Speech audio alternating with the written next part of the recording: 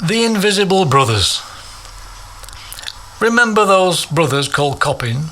The ones who made gadgets galore? How they spent all their time at inventing or getting away to explore?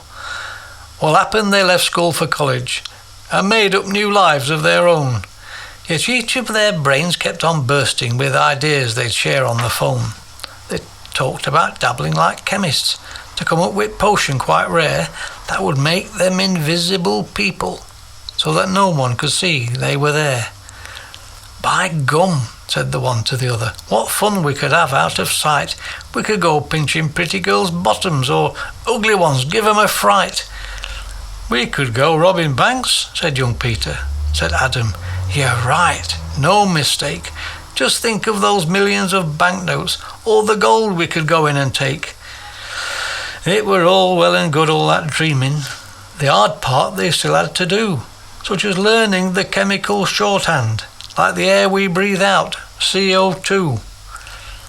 Well, they read every book that was going and searched all the websites on net till their minds were crammed bang full of info on all the things they'd have to get.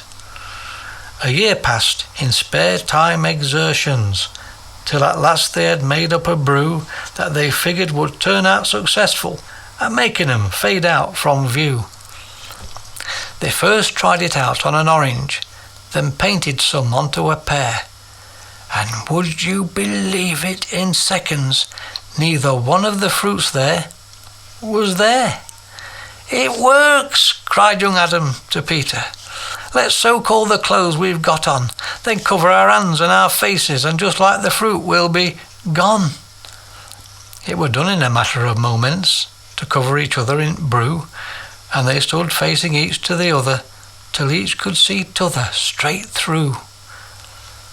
Well, they made up a new patch of potion when the first lot was losing its powers. See, it shredded their clothes when it faded, and the stuff lasted only 2 hours. Now the bank they had picked was round corner. Next day they walked in bold as brass and followed cashier past the counter, invisible like with the lass. Unseen they arrived at the vault room, then followed the young bank clerk inside, and there, though she never suspected, the brothers, the gold there, they spied. By forces that seemed supernatural, the clerk was tied up to a chair, with ropes that curled round her by magic, as it wrapped round and round her in air. The brothers had painted their swag bags with potion that made 'em see through, then slapped a bit onto the gold bars that rendered 'em hidden from view. They waited him back for a moment, then followed the chief clerk outside, with grins ear to ear. They ran homeward to wait for their brew to subside.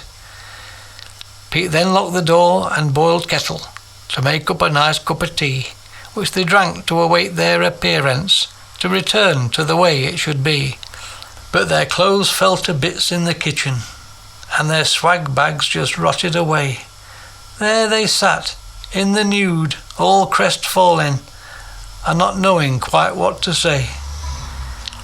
In the heap that had once been their swag bags were great lumps of grey on the floor. All gold was now lead, thanks to potion, though they took a close look to be sure. It were true, all their efforts had failed them. There was only one thing they could say: "We'll stop all our chemical antics. We've discovered that crime doesn't pay."